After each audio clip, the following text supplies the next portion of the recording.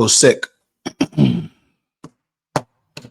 I feel sick. How did they do this? How have they done this? How have they pulled up outside the club in a night tech and then just gone and got the nicest girl in the club? How? How have they done this? Creased up tracky, ashy elbows, and gonna suck the nicest thing in the club. And Mbeumo chooses Manchester United of all places. How have they done it? Listen, before we get into it, make sure you smash the like button. I don't even do that many Man United videos, but I'm gonna have to start because how are they doing this? Yeah, you lot. Thank you so much for 18,000. We're on the way to 18.2 now because you just hit 18.1. So make sure you hit the like button. Let's get 350 likes, 350 likes for this video. And Mbeumo prioritizes, chooses, favors, has chosen, whatever word you want to use, he's chosen Manchester United over a plethora of Premier League clubs, which we'll go into as well. And also make sure you subscribe to the channel as well, man. Let's get into it, man. Let's get into it. And I don't even, this is just getting me mad, isn't it? This is just getting me mad. David Ornstein, Bomber from last night. Bryan Mbeumo decides he wants to join Man United. And Man United are now expected to open talks with Brentford in a bid to sign the 25-year-old forward this summer. The likes of Arsenal, Newcastle, Tottenham, all interested, but Cameroonian international favors a move to Old Trafford if deal can be pinned, man. How have they done this? How have you, man, pulled this off? No, United's pool's different. Nah, man. United's pool's different, bro. It's different. No one else can do that. 15th place, no European football. No one else can do that. No one else can do that, bro. No one can do that. Flipping hell, man. Flipping hell. You know what the worst thing is about all of this? You know what the worst thing is about all of this? Yeah? Arsenal Football Club. Champions League football. Tottenham Hotspur FC. Champions League football. Newcastle United won a trophy. Sorry, Tottenham as well won the European, UEFA, about to say UEFA Conference League, the Europa League. Yeah, Newcastle won a trophy. They're first in how long? In 70 odd years, and they've qualified for the Champions League. Looking to build on their team as well with owners who are really looking to get some stuff done with crazy rich owners. But then you go, no, scrap all of that. No. Scrap all of that. We don't want to do all of that around here. I want to go to Manchester United. Let me explain to you why the poor Manchester United is crazy. Because I guarantee you right now, I'm looking at all of the other teams in the proposals. So let's start with Arsenal. Let's start with Arsenal for a second. Before I go to the tactical breakdown of this video, yeah. Let's look at Arsenal Football Club. Arsenal probably looked at him and gone, you know what? You're not going to be able to play your favorite position because you have Bukayo Saka, but you want to maybe deploy you as a striker. Now, if you want to get the best out of Bryan Mbeumo, he plays as a predominantly right-sided attacker, right forward, right wing. Yes, he can play up front, but it's not his natural desired position. So if you want to get the best out of a player who's just bagged 20 goals, you want to play him in his preferred position. That's what I would say, especially for the price of 60 odd million. I'll tell you that for free. So I feel like that is one of the reasons probably why he's looked at Arsenal and gone, nah. Even if it's Champions League football, nah. And let's not talk about it's all about money and wages because Arsenal, I believe, are paying high. Arsenal got some high wages, you know. Don't let me get started on Arsenal's wage bill and Kai Havertz and them and how much certain man are earning in it. The Arsenal man pay out good wages, so it's not about necessarily money in this instance. You look at Tottenham, Champions League football, but obviously Tottenham again, Tottenham are better than Man United. They should have beat them 4 times and in the final. But Manchester United are just the bigger name, the bigger club, the bigger badge with the bigger weight behind it. And then you look at Newcastle United. Now, this is the one, the Newcastle one is the one that kind of confuses me a little bit more. Because when you look at Newcastle, they're in dire need of a right winger. So that spot is a nailed-on starting spot for Bryan Mbeumo. You have the chance to play alongside Alexander Isak. That front three of Gordon, Isak, and Mbeumo is cracked. That front three is cracked. That's one of the better front threes in the league. Isak, however many goals, 20 odd. Do you know what I'm saying? Gordon, 20 GA is what he should be getting if he stays fit. And then Mbeumo getting over 20 GA as well. That's a lot of goals in that front line, combined with the midfield of Joe Linton, Tonali, and Bruno Guimaraes. Excuse me? Right. That front six alone is ridiculous. Yes, Newcastle's squad, outside of that, you know, they've got Livramento and Lewis Hall, two brilliant wing backs, in my opinion. They got Sven Botman, fitness issues, but a very good centre back. Dan Burn has been doing very well for Newcastle United. You can't really hate on his thing anymore. You look at that team as an 11 and you go, wow, very, very good. Obviously, their squad still needs work and that still needs to be strengthened. Obviously, Jacob Murphy and Harvey Barnes being the other two attackers outside of the front three, which is still a good front five, even though I feel like Callum Wilson probably be moved on, even though he probably won't be. But that's the one that confuses me. You look at Newcastle's project, their owners, and their ambition right now, what they want to do. And to go and still choose Manchester United, that badge don't lose weight. It doesn't.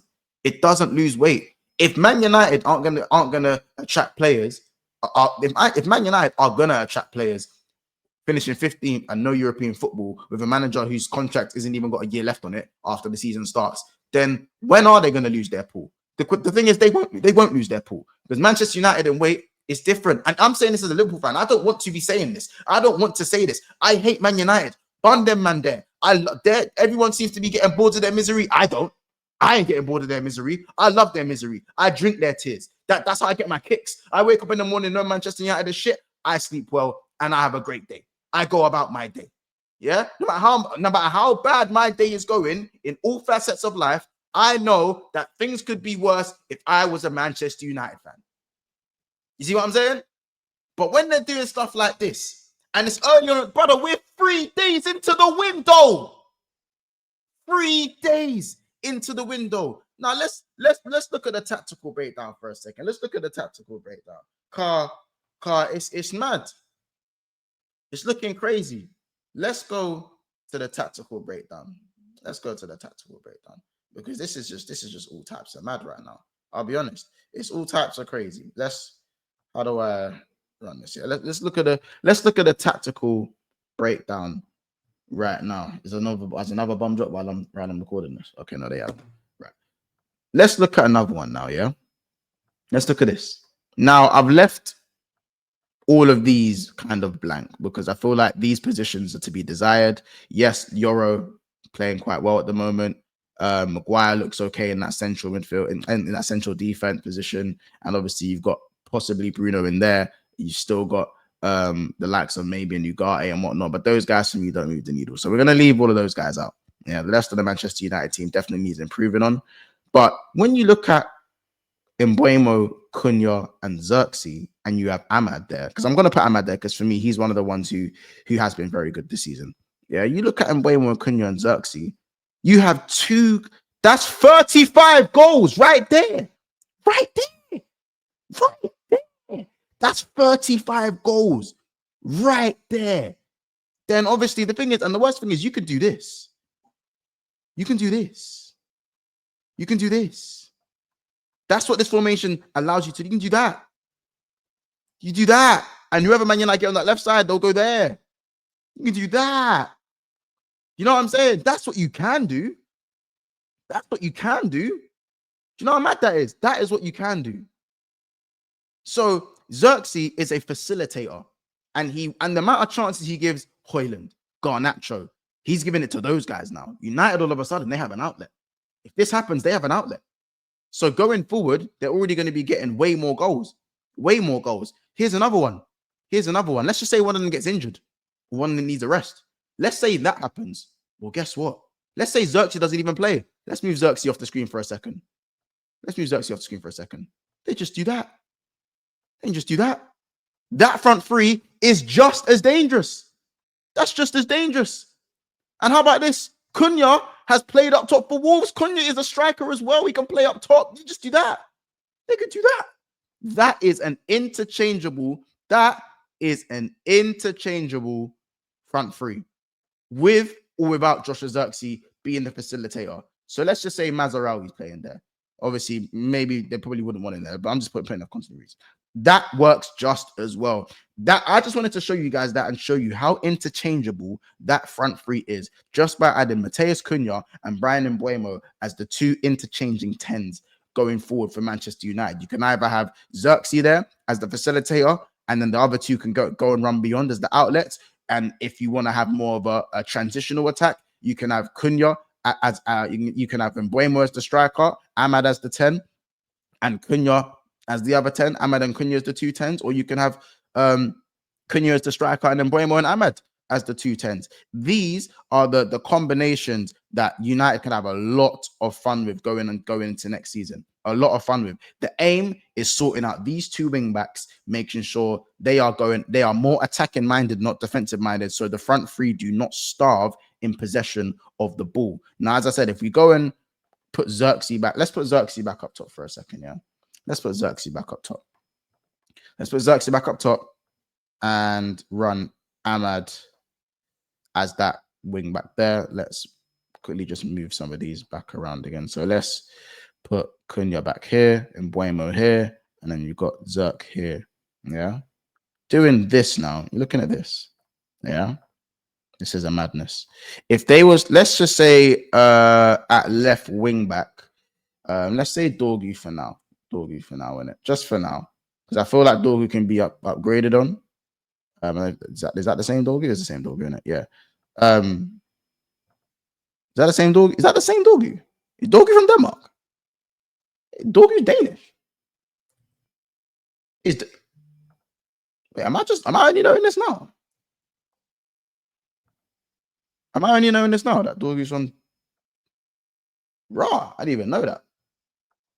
Raw, fair dues. I didn't even know that. Anyway, let's get back. Let's get let's just go back to that, innit? Let's go back to that. I don't know why my laptop is lagging right now while I'm filming, but let's get back to that. I don't know if you guys can see my computer is completely rocking up right now. I don't know what's going on. Let me take this and put it back. But yeah, while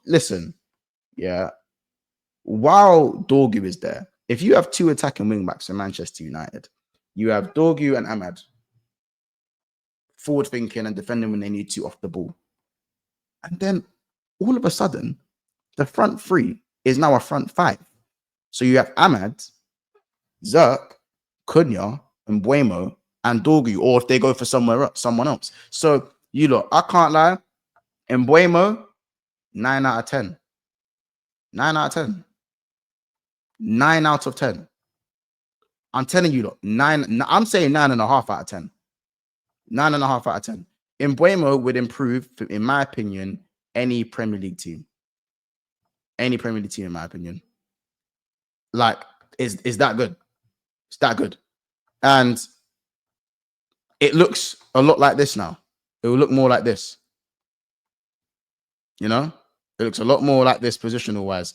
On the ball, going forward. Operates in these spaces where Mbeumo is most dangerous. They can interchange. It's insane, man. It's insane. It's just funny what a couple of signings can do to a team that looks down in the dumps, all-time worst season in their Premier League era, and things can just change. Obviously, as I said, Dorgu is upgradable, but these four here, safe. Listen, I can't even begin to tell you how sick that has made me feel as a Liverpool fan to see that. But all I can do is commend Man United's Paul, man. You got to give credit when it's due, man.